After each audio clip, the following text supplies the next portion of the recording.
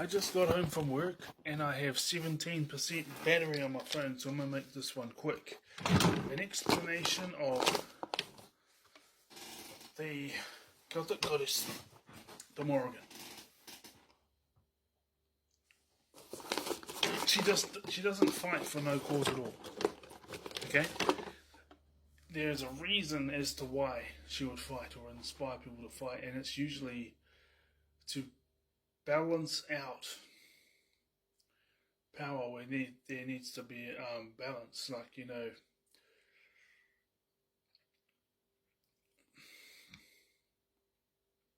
if one group of people, whoever they may be, are dominant and in power and they've been abusing it rather than taking care of those who are less well off, or just not making their life humble. If there's an imbalance in this power, then she comes to bring change where change is needed. So back in the day, they would say, we're going to war, and it would be involved with that. So in the modern terms, warfare is obviously going on. Take a look at what's happening in Gaza, and take a look what's happening in the Congo and Ukraine. I find it interesting that they only bring up it's good to see all the stuff in Gaza, but they don't bring up the things that are happening anywhere near as much in Ukraine or in Congo. So to me, that goes to prove that they only care about getting the info out there and letting the world know what's going on, so long as it fits their narrative. Now, that doesn't mean that this stuff isn't happening. It's just that it needs to be revealed worldwide, not just certain countries, and forget about revealing the exact same thing that's going on in many other countries, because that wouldn't fit your narrative. Because if that's the case, then you're not out for justice. You're just out there to serve your cause, and you're getting that information out there, and that's good. They're getting the information about Gaza and things out there. More needs to be done. But why aren't they getting the information out there about what's happening in the Congo, that genocide, as well as the one happening in Gaza? That's the one they're on. What about the war and everything else that's going on in Ukraine? And I'm certain there's probably many other atrocities and world wars, or not world wars, but like fierce wars going on right around the world that the media doesn't cover, because one, they don't care enough, or they don't care at all. Because come on, one, it's either that, or two, it doesn't fit their agenda. So if it doesn't fit their agenda, like, we barely ever hear about the war in Ukraine, all that type of thing. We barely ever hear about the genocide going on in the Congo. We rightfully and justly hear what's going on in Gaza. But even then, I'm glad that my tax dollars isn't funding it, because New Zealand sends whatever the amount it is they send to the Palestinians.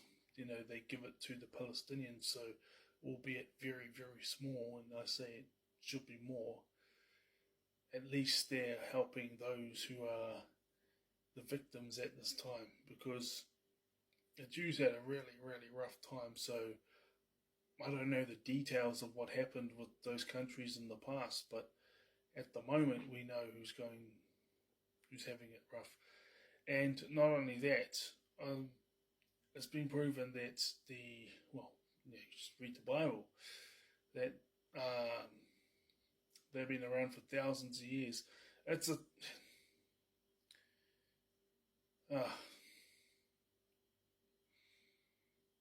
There's an argument for both sides when it comes to two-state or singular state, but all we know is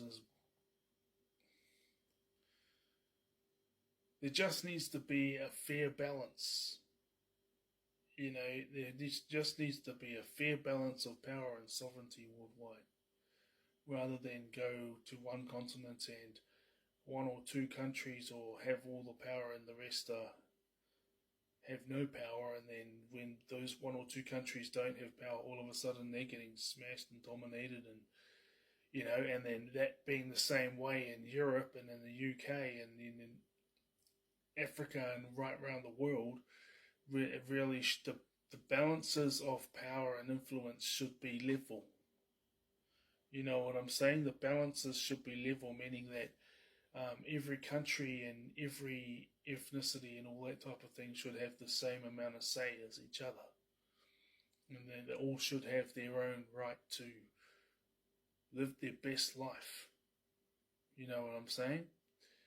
Well, this is going totally different, but this is a part of the characteristic of the Morrigan.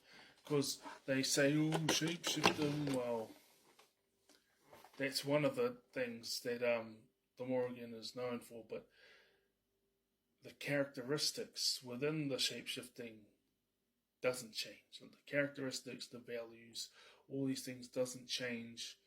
It's just the appearance with the mythos, changing to whatever animal, male or female, even though they predominantly give her the image of a female. So here's the thing. 5% has come up on the phone.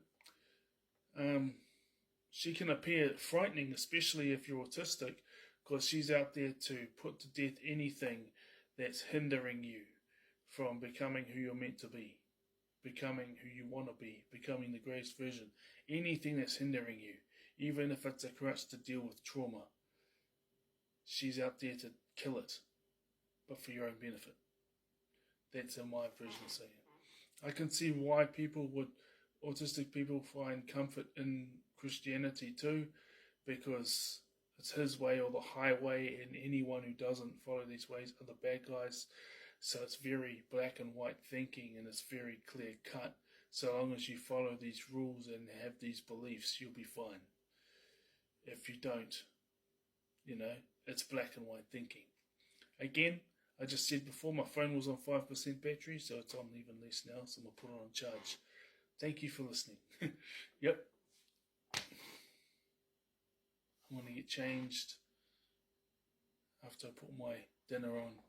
See you all.